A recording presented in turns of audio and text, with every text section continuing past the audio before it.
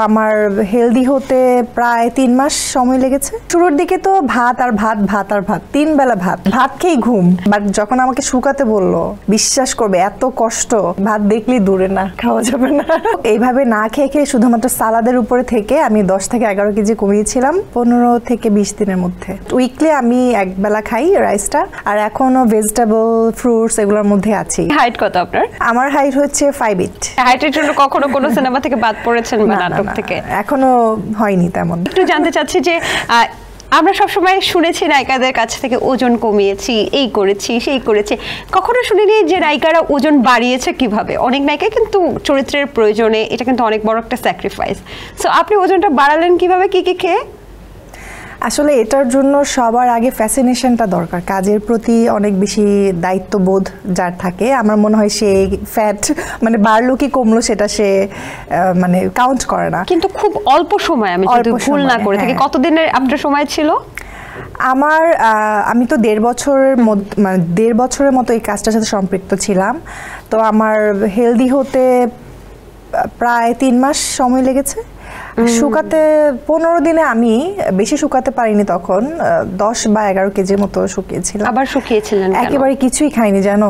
আরেকটা ক্যারেক্টারের জন্য না, এটার জন্যই, মানে বললাম না 2টা সেট ছিল। আচ্ছা, তো প্রথম শুরুর দিকে তো ভাত আর ভাত 3 বেলা ভাত। 3 বেলা ভাত। আর কি কি খেয়েছেন আপনি?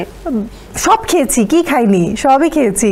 ভাত আমার মনে হয় কি যে স্বাস্থ্যবান হতে হলে বলে যে স্বাস্থ্যবান হওয়ার জন্য কিছু ট্যাবলেট খেতে হয় বা সাপ্লিমেন্ট দিতে হয়, ওগুলো খান কিনা? আমি তো বড় জিনিস খেয়েছিলাম, বলো না ভাত 3 বেলা ভাত খেয়ে ঘুম। আচ্ছা, বাঙালি এই জন্য মোটা হয় না। ভাত মাছ গরু যা আছে সব খেয়ে ঘুমিয়ে যেতাম। বাট যখন আমাকে শুকাতে বললো, বিশ্বাস করবে এত কষ্ট, ভাতের ফেসই দেখি না, আমি মুখই দেখি নাই, ভাত দেখলেই দূরে না, খাওয়া যাবে না। কিভাবে মানে বাঙালি ভাত ছাড়া খেতে মানে থাকতে পারে? খুব কষ্ট। বাট যেহেতু আমরা শিল্পী, আসলে মেনটেন তো করতেই হয়। বাসায় দেখা গেছে যে আমার তো ভর্তা ভাত ডাল খুব পছন্দ। আমার জিভে জল এসে পড়তেছে। আম্মু খাচ্ছে, বাবু খাচ্ছে, দেখছি অনেক ধরনের ভর্তা হয়েছে। তখন কিন্তু আমাকে ওয়েটও কমাতে হবে। তখন না থাক, খাবো না, ঠিক আছে, ওকে, সান্ত্বনা দিতাম নিজেকে। যাই হোক, এইভাবে না খেয়ে খেয়ে শুধুমাত্র সালাদের উপরে থেকে আমি 10 থেকে 11 কেজি কমিয়েছিলাম।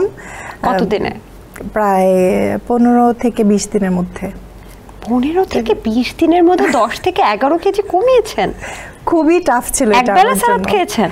না, আমি করতাম কি, সন্ধ্যায় খেতাম, 8টার মধ্যে খেয়ে ফেলতাম, এর পরের দিন খেতাম, এর মাঝে আর কিছু খেতাম না, জাস্ট জুস খেতাম আর কি, খুব স্লাইট, আর কিছুই খেতাম না। এত বড় বিসর্জন। এখন কি খান? আর 4টা করে ডিম খেতাম। আচ্ছা, কারণ এনার্জি তো দরকার। অনেকে বলে ডিমের হলুদ অংশ খেলে নাকি মোটা। কুসুম খেতাম না। কুসুম খাওয়া যাবে না, জাস্ট সাদা অংশটা খেতাম। এখন কি খাচ্ছেন? মানে এখন আমি ডায়েটের মধ্যে আছি। এখন আমি রাইস খুব একটা খাওয়া হচ্ছে না, বাট উইকলি আমি এক বেলা খাই রাইসটা, আর এখনো ভেজিটেবল ফ্রুটস এগুলোর মধ্যে আছি, জুস। বাবা, আপনারা পারেনও বটে।